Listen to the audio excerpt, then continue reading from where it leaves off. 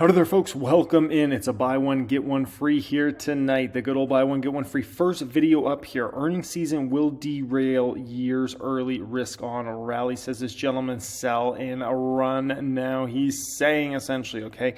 Next video up here we'll react to, I think this is an important one. I'm actually looking very forward to watching this one. Nike CEO on the economy, the Chinese market, and the state of the consumer and the company outlook. I think that's important. Nike's one of the biggest companies in the world.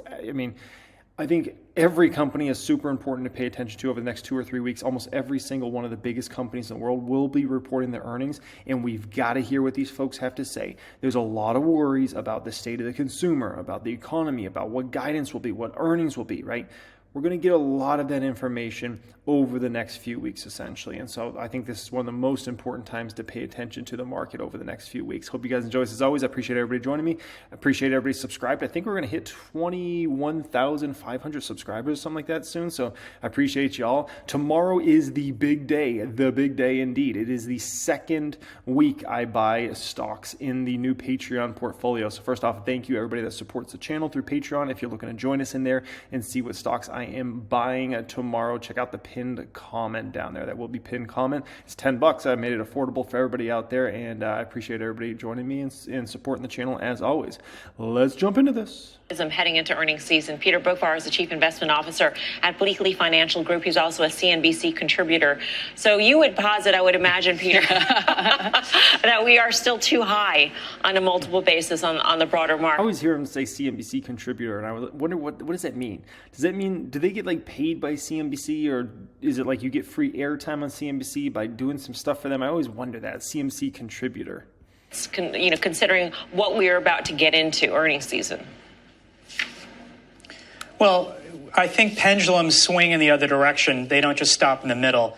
And if you look at a multiple perspective on a PE ratio, where we topped out at, 22 times, and now we're about 17, 18 times, I just don't see that as being a trough valuation, particularly with... If you're confused on what he means by what he just said there, he's talking about S&P 500 earnings, okay? S&P 500 PE ratios. Now, I went ahead and pulled you guys up on Yardini, the newest forward PE metrics for the S&P 500, okay? And what do we see? What we see right now is, just like he said, S&P 500 large caps are trading at about 17 roughly. As far as mid caps, we're at about 13, still extremely low. We have come up a bit, but still extremely low nonetheless. And small caps at about 13, which is also extremely low as of right now. So do keep that in mind as far as all of that goes right there. It's where they are, and the earnings trajectory that we're seeing, which is down. So I'm looking at a multiple that's going to bottom out at 13, 14 times. Now, we can all debate what earnings that will be priced off, but I don't think we're close to pricing in an inexpensive market, which usually typifies the end of a bear market. Higher for... Oh, he says we're not even close. That's interesting, which is, once again, kind of gets into the sell and run mentality there. Peter, people are discounting it. It's in your notes. I agree. You've said it for a while. That's been the missing piece that I don't think the market is fully taking into consideration. I agree. When you think about, call it a 15-year period where borrowing costs were very low, and then all of a sudden you get this vertical move in interest rates. Every month that progresses from here, there is somebody refinancing their debt at a much higher interest rate than that of the loan that is maturing. So each month, each quarter that progresses from here, cash flow is going to be more eaten up by interest expense. And we know that leverage and credit have been a main driver of economic activity. And what he just said is very important for all individual investors out there. This is one of the reasons why, when you look at a company's balance sheet, one of the most important metrics I look at is what their cash in cash equivalents, as well as their short-term and long-term investments are, versus their debts. Because I like to think about, like, if a company's debt loaded, right, they're going to have to pay interest on that. And if they have to refinance the debt, or they have to roll the debt over or whatever, right, and pay a higher interest rate on that debt, once again, it can eat up into obviously cash flow and whatnot, right? And so I think that's a very important factor. It's not just about, is this company going to go bankrupt or something like that because they have too much debt. It's about eating up the money at the end of the day, right, which is less money that could be paid out to you in the form of a dividend, or less money that could be buy back shares, or less money that could buy another company and make an acquisition or build a new factory or facility or whatever it is, right? And so that's just a huge component that as a long-term investor, you have to look at company balance sheets and you have to think about who's really debt ridden. The high majority of companies I invest in personally have very low amounts of debt or no debt. That's what I prefer in my companies because then it's not even an issue. But for a lot of companies, it's a massive issue. So natural savings. So as this cost of capital just remains elevated, I mean, just by keeping the Fed funds rate even at current levels for a longer period of time creates its own downdraft on the economy, again, because of all the debt that's out there, priced at a much lower rate than current market rates that will then be refinanced in current market rates. You know, Peter, much has been made about what the companies are going to be saying in terms of guidance, but we have had some remarkable changes in just the past, month or two in terms of where rates have come, where the dollar is, where inflation expectations are now. Do you think that perhaps we're too on one side of the boat in terms of anticipating that the guidance will be so horrific this time around? Well, that's a good question. Maybe, but I think the profit margin story is really the next focus here. If you look at two of the main drivers of profit margin expansion in the last 15 years, outside of the corporate income tax cut in 2017, was lowered interest expense and low wage costs. And that has clearly shifted to the opposite side. So I'm actually thinking that the U.S. economy, or I should say the global economy this year, may actually be okay relative to current expectations because of the reopening of China. But profit margins, on the other hand, could be a real depressant. I mean, profit margins 20 years ago averaged above and below around 6%. We're twice that. There is a lot of mean reversion in profit margins that could be enough to clip earnings, even if revenue growth doesn't really change that much, even though I do think for those domestically based companies, you'll see softer revenue growth than that internationally. Now, do keep in mind, is in terms of profit margins, I still think we're early days in terms of long-term profit margins. Sure, they can get hit over the next year. I'm fully in belief of that. But I think if you're looking at the next 10 to 20 years, I think profit margins actually continue to go up. I think we're still very early days in business in general. And I was covering this inside the private group in depth today. I did a, kind of a 10-minute just kind of, talking about this concept essentially, that we're still very early days in the business game. And you've seen a clear trend over the past 20, 30, 40 years of profit margins continue to go up and up and up. And one of the big components of that is just business leaders getting smarter and smarter over time, right? We all are getting better at running businesses if you're a CEO of a company, right? And not only that, you can look back at data and look back at history more easily today than you can at any time in the past. Not only that, but you have a lot of softwares nowadays that honestly cut costs immensely and make companies far more profitable than they would have ever been prior to the internet age, prior to the computer age. And if you think about where we're going with artificial intelligence and data and making better decisions for your businesses, it's only going to continue to get better and better. You think about companies like Palantir and other folks that help people use their in terms of people, I'm talking about CEOs and executives of companies, use their data in better ways to understand how to maximize revenue, maximize profits, maximize margins, okay? I think we're still very early days. I think it won't be a crazy thought to imagine profit margins continue to go up over the next 10, 15, 20 years. Can you have a down year or two? Absolutely. But are the next 10 years going to be down or up? Up. I would, definitely bet on that. Peter, it's Karen. Thanks for coming on. So you talked about the pendulum of earnings swinging. It was too high in the low 20s. And where we are right now it doesn't stop here. Where do you think it would stop? I still think 13, 14 times is where it's going to eventually end up. I mean, just look where interest rates are at 15-year highs. To me, that just augurs for a lower multiple. And I think we'll eventually get there. Again, the key part of that is what earnings you're going to price that off. But I think we're still, and that's just a P ratio. I mean, the price to sales ratio on the S&P 500 is pretty much the same where it was in March 2000. So we can use other valuation metrics that still equate to a very expensive market, notwithstanding the pullback from price to sales ratio. You can look at it, but I don't think it's even close to being the most important metric. I think the most important metric is always a trailing 12-month PE and forward PE if you're trying to value the market and most stocks in general. Price to sales ratio, it's just not the way to go. The reason being is I explained it just now, right? The companies are far more profitable, margins are far better, and they're going to continue to get better. You think this artificial intelligence age we're about to go into is not going to make companies even much smarter? Come on, man. Of course it is. They're going to get much more intelligent, and they're going to be able to cut costs, cut employees if they need to, right?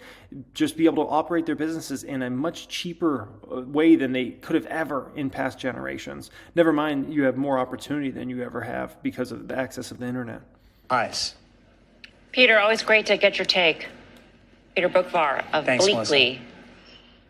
Dan, which sectors do you think are most vulnerable? Well, first things first on that multiple, it's interesting that, the 10-year average like 17 in the S&P or something. And so like, I guess we kind of got when we were like really kind of gloomy maybe at other periods when I was selling banks at the lows or something like that, we're like, where do we bottom out normally 13, 14 times? Yeah. And then you're kind of looking at what like a trough earnings should be or whatever. And that's just not going to happen. Guy, you made that point a couple times over the last few weeks or so. So let's just take the average for, let's just take 16 or 17 times. And I guess the point that S&P earnings are still expected to be, north of $220. We've had this conversation a lot. It won't take a whole heck of a lot of just a kind of economic malaise. I don't even mean like the hard landing scenarios of just, some sort of recession that we're not going to know until we're on the other side of it to get earnings closer to $200 times 17. It gets you down 500 or 600 points on the S&P 500 from here, below those October lows. So I know we're going to be obsessed with those October lows for a long time. I just think it's important to recognize the fact that, it seems like everybody's convinced that the first half of this year, there's going to find a bottom in the stock market. That makes me a little bit nervous because that consensus is here. And we're not going to know, what the multiple on what the earnings are and where they trough until way after the fact. Yeah, it kind of freaks me out. I'll tell you what freaks me out, okay? What freaks me out in this market, and we're going to listen to Nike CEO here talk, is this thought process, and I see this time and time again from the Wall Streeters. They believe the first half of the year they kept using the term volatile, basically just meaning the market's going to be crazy and down, okay, for the first half of this year. Second half of the year is going to be good, is what they kept saying, right, for 2023. And this has been the thought process. And I watched, especially over this past month, to get everybody's opinions going into the new year, right? And it makes me think, every time I see a consensus one way, I think maybe it's going to be opposite. Maybe the first half of this year, we make a huge move up, and then next thing you know, the market dumps in the back half of this year or something like that. Like, that's what I at least have to consider. It makes the most sense, I think, logically, that the first half of this year is down, and then you start to recover in the back half of the year. But like, whenever I see so many Wall Streeters think one thing, all I'm thinking is, gosh, it's probably going to be the opposite way nonetheless. So we'll see how it obviously all shakes out. For us long-term investors, we just got to stay focused on buying great companies that we love at discounted prices. And there's a whole host of them, even from the biggest of the big dogs. You look at stocks like Amazon. I know it's come back a bit recently. The stock's still down massively. Look at a stock like Tesla. Look at a stock like Meta. Like, these stocks are still insanely down, and many of them present great opportunities, even the Shopify's of the world, many of these companies, right? And so is it possible you could get them to hit a new lower low in 6 or 12 months? It's a possibility, but you also might not get that. Shopify was at $25 or so at the lows. I don't know if it ever sees 25 again. Maybe it does. I don't know if it does. I'm not so confident of that. Let's just put it that way. Meta was in the 80s at the low. I don't know if Meta's going back to the 80s. I think there's probably a better probability it doesn't go back to the 80s than it does go back to the 80s. Tesla was, 105? Could it go back to 105 below? Sure. But I say that's like coin flip, right? And so as a long-term investor, you got to try to figure out, do you want to gamble on maybe this stock's going to hit a lower low, or do you want to just make sound investment decisions and say, damn, this stock's a great deal, I'm going to buy some shares. And as long as you have more income than expenses, you're always in a position where you can buy the next week and buy the next month. And it's not like, I'm all in, I got no money left. No, as long as you always have more income than expenses, that's why that's the number one key to long-term investing. Number one key to long-term investing doesn't have to do with income statements or balance sheets or judging companies or PE metrics or any of that. It has to do with having more income than expenses. That is the number one key to being a long-term investor, because then you're always in a position of power to buy every single week, right? And so, and that gets back into kind of like my Patreon portfolio idea. It's the same amount every single week, $150 in buying stocks with that, right? And never shifting from that mentality, right? So next up here, let's get into Nike. People who are prognosticating on the macroeconomic outlook. And the reality is I have no crystal ball more than anyone else, but I can tell you what we're seeing and then how we're thinking about it. Sure. The simple fact of the matter is we're seeing continued strong consumer demand for our products and our brands for Nike, Jordan, and Converse. We saw that in Q2, and we continue to see that. And so we're just focusing on, we have a muted outlook going forward. We're prepared for anything, but our focus is to make sure that we get stronger through this period, regardless of how the inflation and economy play out. And that's what strong companies do. So you're saying you still have pricing power in this environment, basically?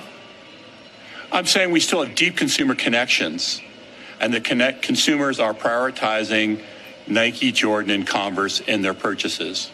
And that's what we've been focused on continuing to do with that connection with the consumer, and that's what we'll continue to do regardless of the economic outlook. What about China? Since China has begun to reopen. I mean, I'm surprised. I'm surprised what he just said there. Interesting. What have you seen from consumers there? Well, as you saw, after 2 years of disruption, we returned to growth in China in Q2. And for your viewers, our Q2 ended November 30th of last year. So we saw 6% in currency adjusted growth. And we have invested heavily in China, even through the disruption over the last couple of years. And we saw fruits of those investments. So, for instance, we invested in building hyper-local product, where we would take an iconic franchise like Air Force One or Dunk, and we localize it so it's relevant for the Chinese consumer. And the Chinese consumer really responded to that and is responding to that. Our storytelling and our brand is more locally contextually done right now. So whether it's live streaming or on Tmall and on the platforms, they're connecting again with Chinese consumers. And we saw that in how the consumer's responding. So we're still the number one cool and favorite brand in Shanghai and in Beijing. We're really focused on the Gen Z consumer in China. We saw very good response from the Gen Z consumer who wants the most innovative products and wants brands that are globally relevant. And so that's what we focused on. We saw good response in Q2, and we have the same focus and outlook going forward. Since then, but just in the past few weeks or so, have you seen the Chinese consumer really ramp up the spending? Before we get into this, Nike, a company I always respected, a company the products I've worn for, obviously since I was a kid, and great company, but I've started to pay attention to their numbers a little more because I own Foot Locker stock. That's a stock I own in my dividend portfolio. And I don't think I own it in the Patreon portfolio yet, but it might be in the future. But nonetheless, obviously, for Foot Locker, Nike's a huge component of their business, and I kind of have to keep an eye on things. And I don't speak about Nike a lot. I spoke about it probably a month ago or so. I think I spoke about it when I went over, I think Kevin's portfolio for his ETF there, and he had Lululemon in it. And I, basically said I think I would much rather have Nike because you're getting it roughly at similar valuations, but I think Nike will definitely outperform Lululemon based upon what Lululemon's valuation was when I did that video versus what Nike's was.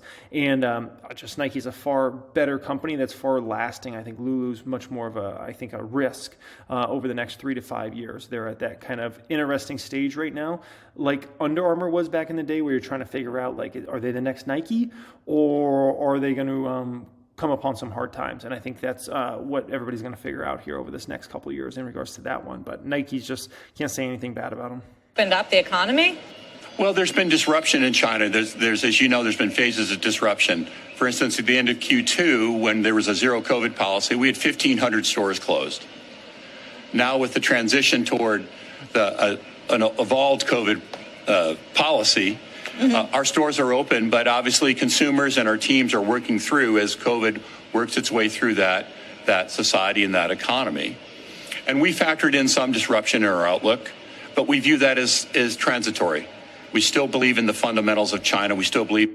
No one on this planet should ever use the term transitory again.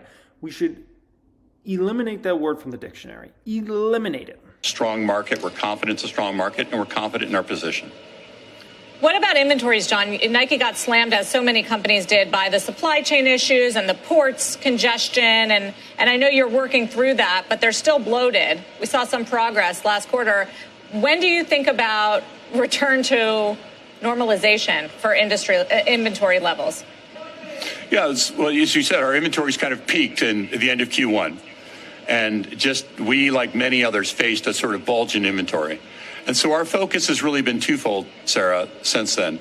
One is to stay ruthlessly focused on our core iconic franchises, our innovative products, where we still experience full price realization. And we saw that through Q2. So the consumer is still paying list price for the Nike products that they know and love.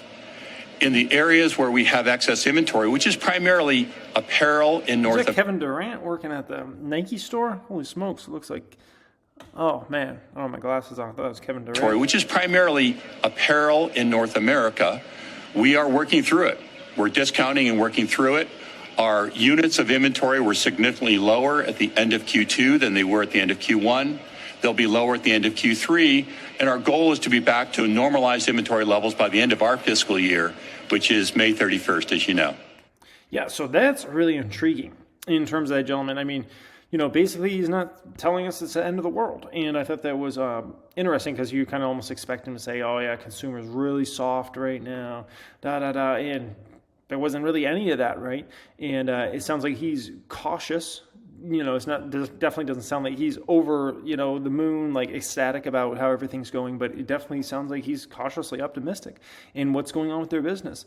And I think that's all we can hope for, right? If we have all the CEOs talk similar to how that gentleman just talked, we're going to make it through this earnings season and probably be pretty darn green. I can tell you that much, because people are not expecting CEOs to sound like that gentleman just sounded for Nike. They're expecting them to say things like, consumers super soft right now, business is very tough, you know, we're considering more layoffs, we're trying to get costs down in the business. Well, that's the type of commentary. And what that gentleman just gave us there was kind of like, well, that doesn't sound like end of the world, just sounds like a cautiously optimistic CEO. So hope you guys enjoyed today's video. As always, I appreciate y'all, much love, and yeah, thanks for being subscribed to the channel. Also, we got the buys coming up for the Patreon account. Thank you everybody that supports the channel through Patreon. I appreciate y'all, and have a great day.